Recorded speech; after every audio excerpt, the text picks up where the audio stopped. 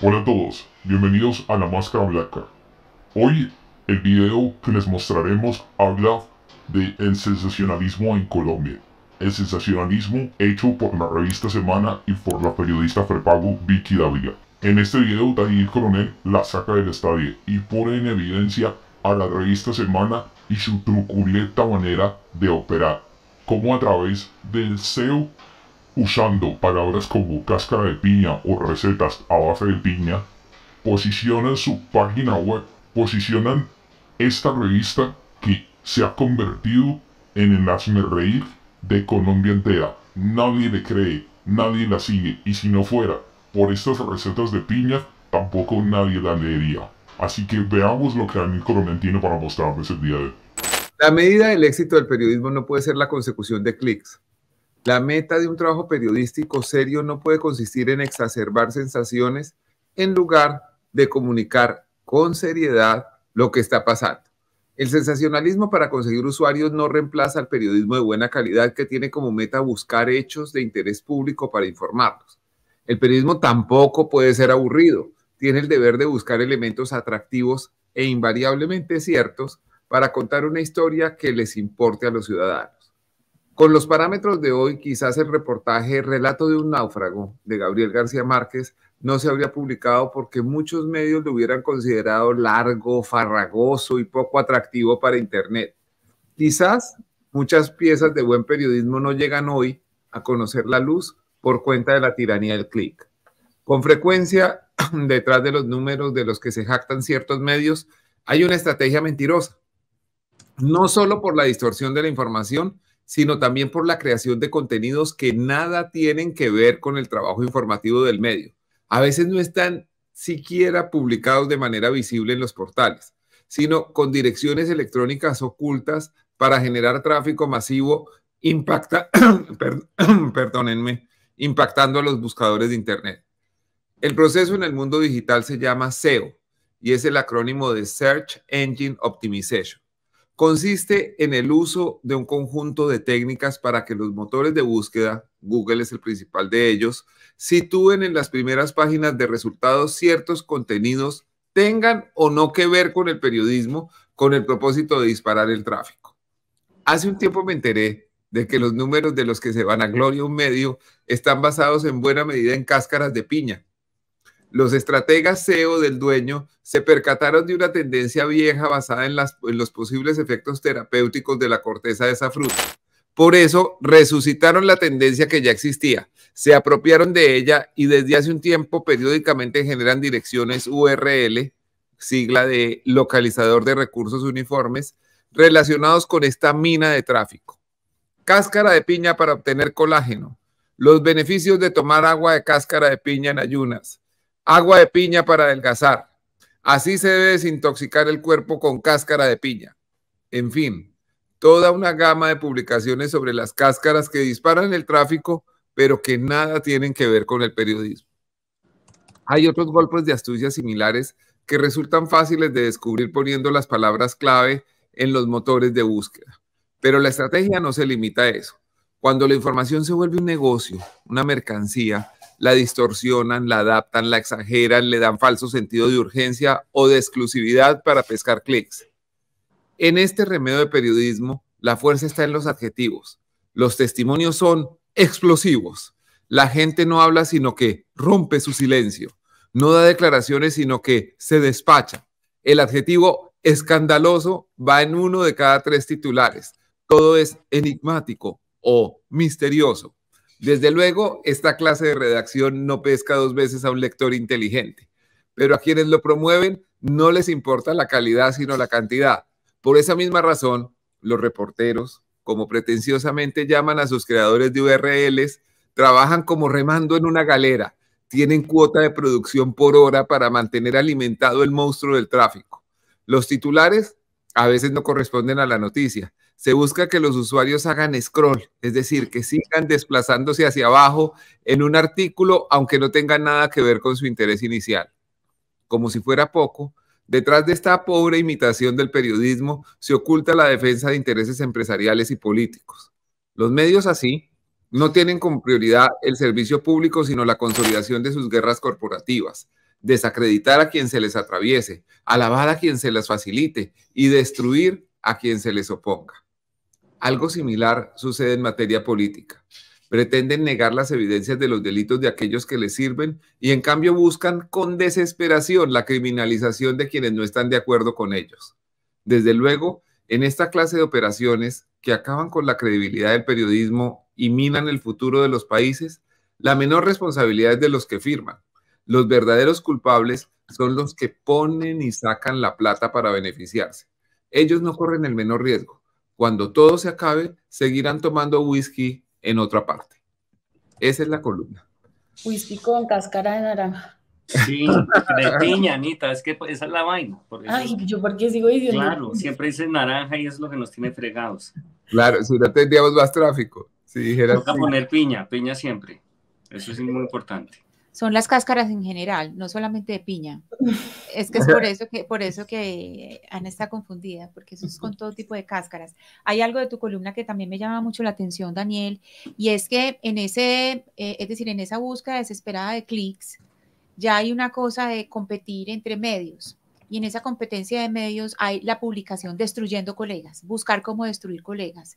Y que yo creo que yo no estoy de acuerdo con la solidaridad de cuerpo en actuar, en que todos somos juntos y tenemos que actuar. No, uno tiene que ser crítico y autocrítico con el periodismo, eso es absolutamente necesario en el ejercicio del periodismo. Pero esto que estamos empezando a ver, y es personas que cogen a periodistas, a colegas, y cogen, por ejemplo, una entrevista de un X que dice cualquier cosa para desacreditar a un periodista y publica la entrevista o lo que sea sin cotejar, sin el más mínimo verificación de información, sin llamar a su colega, sino con toda la intención de dañar un medio de comunicación y dañar el prestigio que un colega o una colega se ha conseguido a pulso. Eso me parece de las prácticas más asquerosas. Esto no estoy diciendo que no haya crítica, autocrítica del periodismo. Por supuesto que en este momento es el mejor momento para hacer una crítica profunda del periodismo, pero eso de coger a destruir toda la carrera, todo lo que ha hecho un colega toda la vida con entrevistas y con datos sin confirmar, sí me parece miserable. Sí. Además hay una cosa bien particular cuando usan ese tipo de estrategias, que uno lee una cosa y cuando ve el video se da cuenta que el contexto fue otro. Y que, por ejemplo, el entrevistado necesitaba el auxilio del teleprompter, del teléfono, para repasar los teléfonos, los datos que le habían dado con anterioridad para hacerle daño a alguien. Eso es bastante particular y muestra, pues, digamos, la deshonestidad con que se desarrollan ese tipo de cosas. Sí. Yo quisiera perdón, es el periodismo para hacer daño. O sea, es una cosa. Yo quisiera aprovechar que tenemos aquí a la presidenta de la Junta de la FLIP y sé que ella no puede hablar en esa calidad en esta entrevista, pero es una periodista muy importante en Colombia y ustedes lo son también, señores Danieles. Se dice mucho en redes sociales, se empieza a hablar de que los periodistas pues parecen como un gremio que no tiene control, que esa bandera de la libertad de prensa se usa excesivamente. Hay una vez, es uno de los años en la historia de Colombia desde que existen los medios de comunicación de mayor desconfianza hacia los medios de comunicación, y este es un llamado que viene desde sectores políticos, digamos, radicalizados y fanáticos, pero también de gente pues sensata que siente que hay como un poco de falta de control, autocontrol de los mismos medios. ¿Cómo creen ustedes que puede ser una forma de solucionar ese llamado, o si es un llamado justo o injusto? ¿Cómo podrían los medios, además de este ejercicio, por ejemplo, que hace Daniel Coronel, que son periodistas que se critican entre sí, que es fundamental, qué más podría surgir para que el debate público sea más sano? Yo creo, y esto lo digo a título personal, yo no estoy hablando en nombre de la FLIP, yo sí creo que hay unos mínimos en el periodismo que son negociables, que no son negociables, es decir, que no tiene discusión, y que sí es necesario tener por lo menos, no sé si un decálogo, pero sí un código de ética mínimo para las publicaciones. Y aquí no es mirar. Es decir, toda la cadena de la comunicación tiene 3 puntos, es emisor, mensaje, receptor. ahí no vamos a mirar el emisor, lo que vamos a mirar es el mensaje y hacerle la crítica a los mensajes. Cómo se está emitiendo, por ejemplo, aquí lo que estaba hablando Daniel con las noticias explosivas, todo este tipo de calificativos, lo que tenemos que mirar es cuáles las características de ese mensaje, y ese mensaje tiene que tener, ir de acuerdo con un mínimo de, pues, de exigencias. Es que también periodismo no se puede hacer con los pies, y yo creo que parte de la libertad de expresión, de la libertad de prensa, la libertad de prensa tiene que ir, pues, por un lado, claro, la libertad de publicación, por otro lado, cumplir ciertas normas, y por otro lado, que es también una discusión que es urgente en Colombia, y es no estar sujeta a monopolios. También la propiedad de los medios de comunicación, creo que eso también es una conversación urgente. Sí. A mí en todo caso me produce miedo cuando hay líderes políticos o sectores políticos por lo menos que son los que empiecen a promover la idea de que hay que regular a los medios, porque eso no tiene cómo salir bien. Eso es como cuando el Centro Democrático por poco hace un proyecto de ley para regular la sátira. Eso creo que fue Carlos Felipe Mejía que lo propuso, a ver uno de qué se podía y de qué no se podía burlar. Y obviamente uno también podría decir lo mismo del humor. Bueno, es decir, el humor también despierta un montón de críticas y de cosas, y cuál humor es ofensivo y demás, pero yo ahí siempre he creído que eso se regula solo, es decir, que hay una especie de reglas naturales que lo regulan. Seguramente no es el mismo caso del periodismo, pero en el caso del humor, pues uno se quema con el voltaje de su propio chiste y eso es suficiente. Lo que creo es que es decir, la ley es la que está regulando ya lo que se puede o no se puede decir. Uno no puede acusar sin pruebas a una persona de cometer un delito. Pero ya más allá de eso, cuando ellos quieren entonces decir exactamente qué se puede y qué no se puede, y cómo se puede y cómo no se puede y tal, ellos, me refiero a los sectores políticos, creo que siempre hay un interés guardado para que puedan seguir instalando pues su única verdad, que es la que les sirve, su propaganda, como único mensaje, pues como única verdad. Eso a mí me produce profunda desconfianza y profunda angustia, ¿no? Totalmente de acuerdo con Daniel.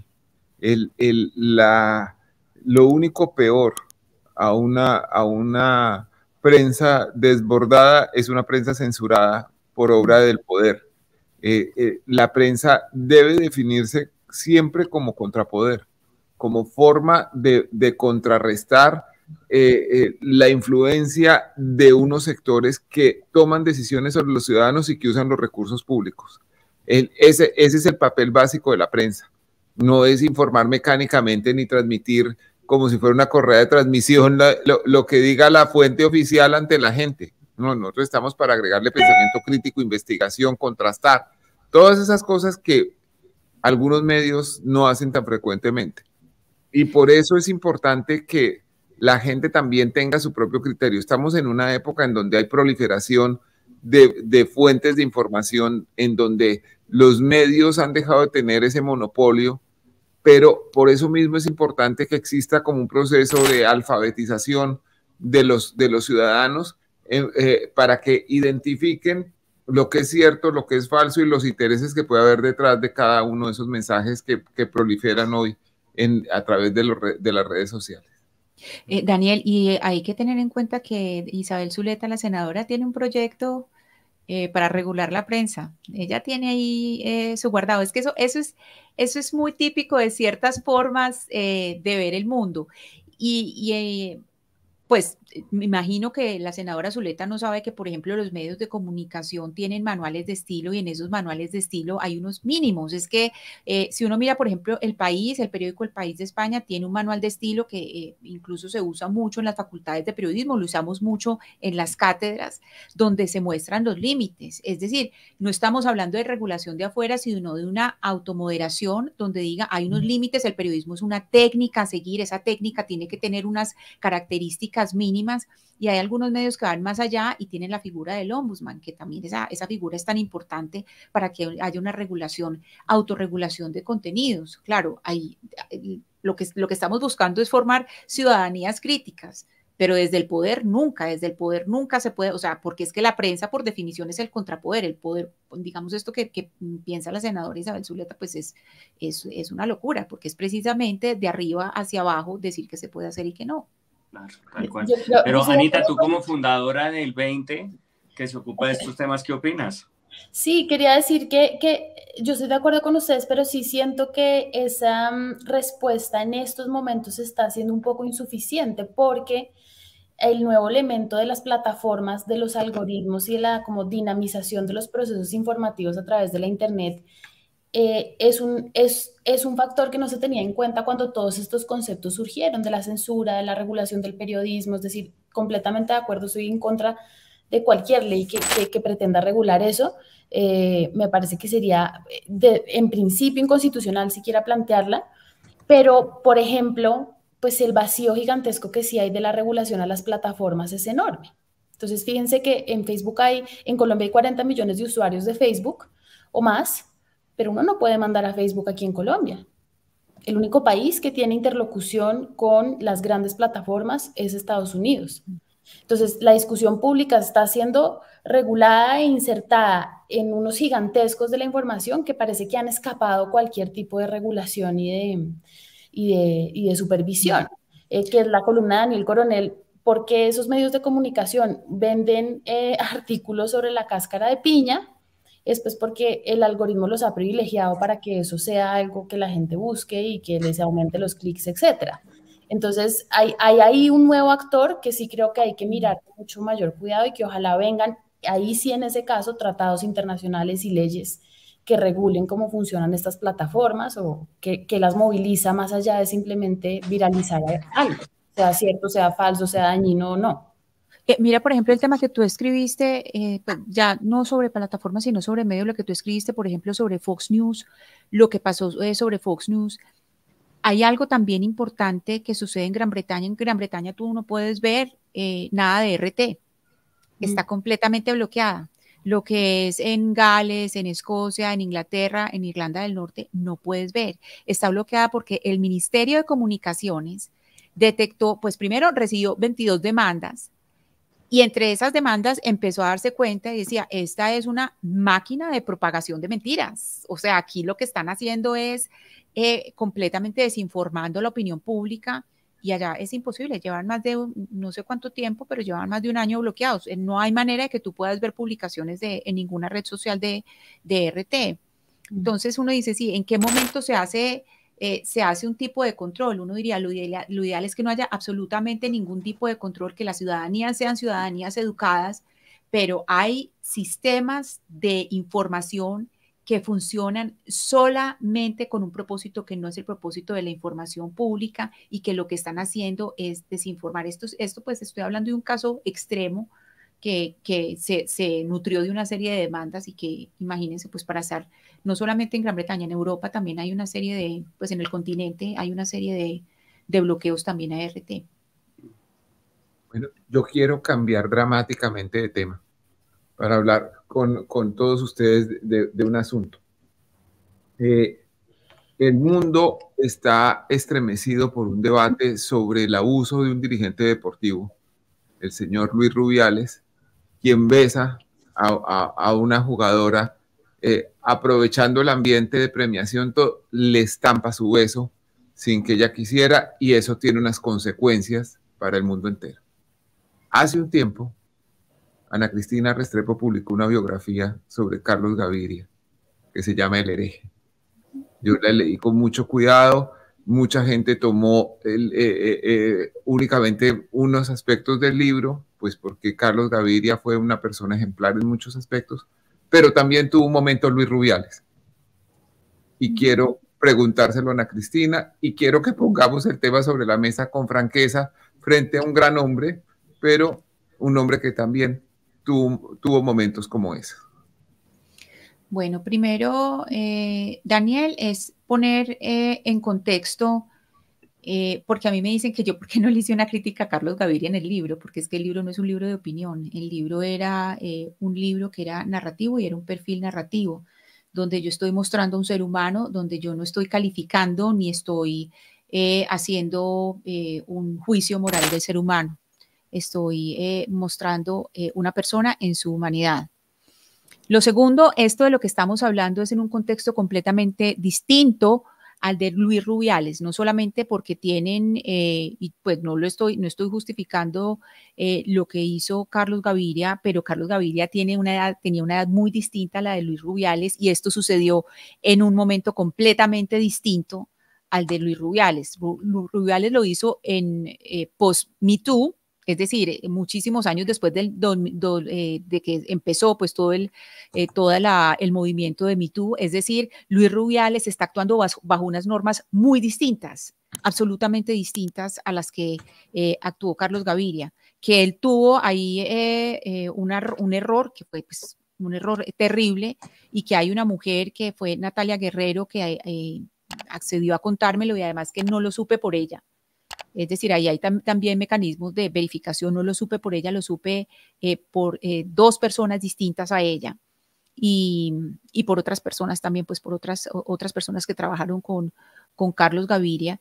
Entonces, sí, es decir, no es el mismo tipo de, o sea, a primera vista, sí, es darle un beso a una mujer sin su autorización, es entrar en un campo que es pues, entrar a tocar a una mujer sin que ella lo autorice, sin que haya ningún tipo de consentimiento, pero también hay unos contextos, y el contexto es cuál es la edad de la persona, cuál fue la formación de esa persona, y que era muchísimo antes del Me Too, que infortunadamente las mujeres estábamos muchísimo más desprotegidas de lo que están ahora. Las mujeres ahora tienen una noción de cuáles eran sus derechos, que igualmente la misma Natalia Guerrero hoy tiene muchísima más información de la que tenía en ese momento.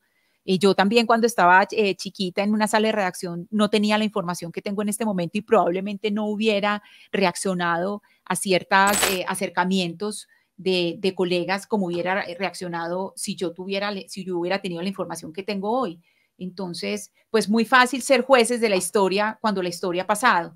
Pero eso es lo que yo tendría para decir sobre ese caso, y que yo no tengo ahí por qué juzgar en mi libro a Carlos Gaviria, porque yo lo que estoy mostrando es un ser humano, y es lo que traté de hacer, y eso no desdice todo lo que hizo Carlos Gaviria por los derechos humanos y las puertas que abrió en términos de derechos civiles en el país.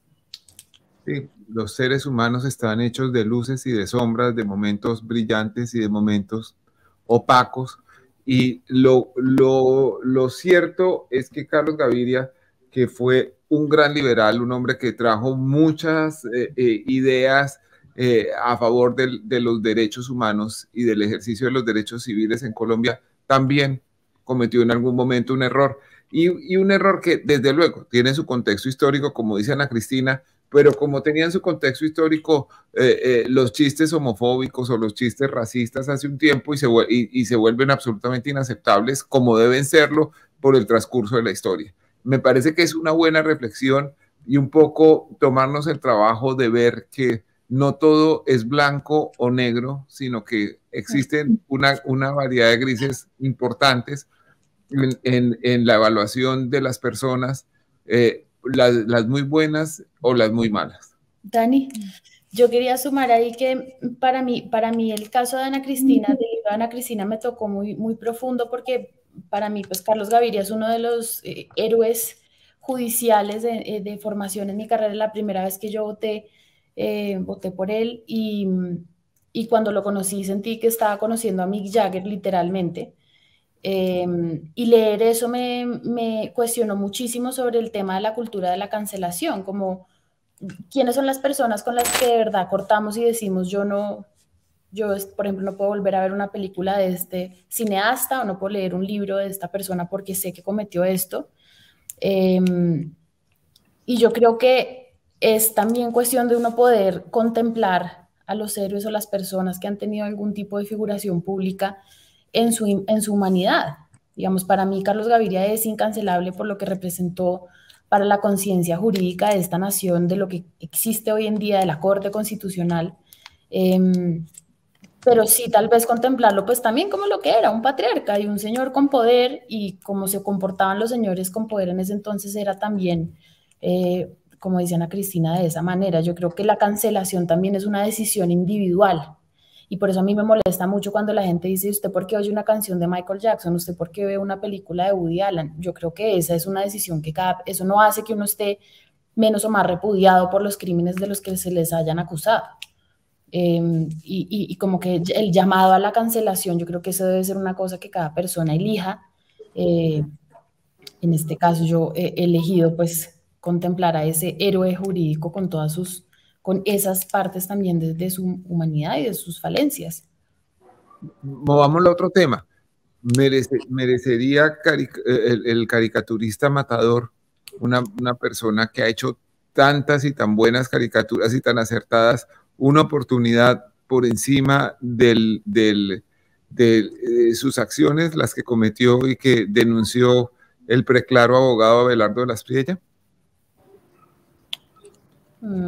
Sí, yo creo que sí. Yo creo que él ha hecho un camino de contrición. Cuando estuvo aquí en Los Danieles nos dijeron, ay, entonces están entrevistando al amigo para que se reivindique este acosador o este que le pegó a su mujer. Pues cuántos acosadores o cuántos hombres acusados de violencia basada en género quieren hablar públicamente. Estoy segura que los invitamos en Los Danieles, los invito a mi canal, es decir, ¿quién es el que quiere hablar y recoger sus pasos y pedir perdón? Eso me parece importante. Y pues también que la víctima en ese caso, que es su mujer, su esposa, pues ha señalado que eso fue un episodio que han superado y que lo han superado de manera amorosa y pacífica y que ella no se siente ahora agredida, que también es importante escuchar a las víctimas de estos crímenes, no solamente esperar a ver qué dicen los señores indicados. Entonces, bueno, nos van a caer los bots, me van a caer los bots, pero yo creería que sí. Ana Cristina, sí, lo que pasa ahí, en estos días tuvimos esa discusión y la tuvimos precisamente con un caso, y es el caso de Holman Morris, porque él dice que él dice que el caso, por lo menos lo que es con su esposa, ya fue cerrado. Entonces, la pregunta es, ¿cuándo es ese ciclo de cierre? Si ese ciclo de cierre ha tenido, es decir, ¿cuándo se sabe que ya se cerró el ciclo del daño que se hizo? Entonces, primero, pues hay un punto y es la reparación, si reparó el daño hecho, si hubo perdón, si hubo una exposición pública del caso precisamente para que no vuelva a suceder, si estos hombres que cometieron estos errores lo expusieron precisamente para que no vuelva a pasar y para que otros no pasen por lo mismo. Y en este sentido, y aquí sí quiero hacer una diferencia, y es que, por ejemplo, Holman Morris lo que hace es coger y destruir a las personas que precisamente le están haciendo una crítica y no decir públicamente, listo, esto pasó. Por ejemplo, el hecho de que pasó y usted pida perdón no desdice el hecho de que haya pasado. Es que eso es una cosa muy importante. El hecho de que Matador haya tenido este tipo de abuso, que Holman Morris haya tenido este tipo de abuso, no quiere decir que no haya sucedido. Eso no desaparece, eso va a estar ahí. Lo que tienen que buscar ellos es cómo repararlo ante la sociedad, no solamente ante la persona ofendida, sino porque ellos son figuras públicas que le tienen que mostrar a la sociedad que esto no puede volver a ocurrir y que en la medida en que ellos se pongan, y ahí sí saco Matador, porque Matador pues no creo que haya tenido la misma actitud de Holman Morris, se ponga a atacar a las mujeres que han estado como feministas diciendo, mire, esto está mal, y hay algo que sí hay que decir de Holman Morris, y es que Holman Morris no ha recibido sanción social. O sea, él lo han nombrado en todo y no le hacen el nombramiento, ¿por qué? Porque caen las feministas. Es decir, tiene que haber algo de sanción social, que no quiere decir cancelación para siempre, sino ¿cuál fue la forma en que usted repare el daño que hizo? Y en ese sentido, Holman Morris, pues no ha recibido sanción social porque simplemente lo siguen nombrando en todas partes, y si no hay voces que sean fuertes y que hayan dicho, mire, en este nombramiento hay algo que no está bien, como han sido Juan Afanador, como han sido Sara Tufano, el señor estaría en el cargo que quisiera, porque no ha recibido ni de su partido, ni de las mujeres de su partido, ha recibido una voz fuerte que le digan, mira, repara, pide perdón y haz público tu caso de manera que esto no le suceda a otras personas. No es algo contra él, es para que no vuelva a pasar. Es que Holman Morris ni siquiera ha aceptado que eso pasó. Él lo niega. Él niega cualquier acusación en su contra y se ha dedicado a acosar judicialmente a cualquier mujer que se lo haya planteado públicamente. Entonces ahí no hay ninguna disposición de reparación, de discusión, de entablar una conversación saludable. Y yo creo que no ha existido sanción social, es decir, el miedo a las feministas es nulo. El señor es dueño de las comunicaciones del Palacio de Nariño. Lo tienen allá metido en la oficina de comunicaciones todo el tiempo, es dueño de RTBC, por favor sintonicen en RTBC que ya cada vez más se volvió pues un mecanismo de propaganda del gobierno, como siempre lo ha sido, pero con mayor ímpetu. Entonces yo creo que muy lejos de cualquier sanción contra Holman Morris. Ya lo oímos, gente. Vicky Ávila, eres una mentirosa, eres una tramposa. El fraude de la revista Semana quedó evidenciado en esta perfecta columna del periodista Daniel Coronel. No puede ser que las trampas del periodismo sigan siendo las que dominen la opinión de la nación. Por favor, gente, sigan este tipo de periodismo como el de Daniel Coronel y no como el pasquín de la revista Semana. Gracias, cada vez somos más. Por favor, síganse suscribiendo aquí y recuerden activar la campanita que les notifique que hay un nuevo video.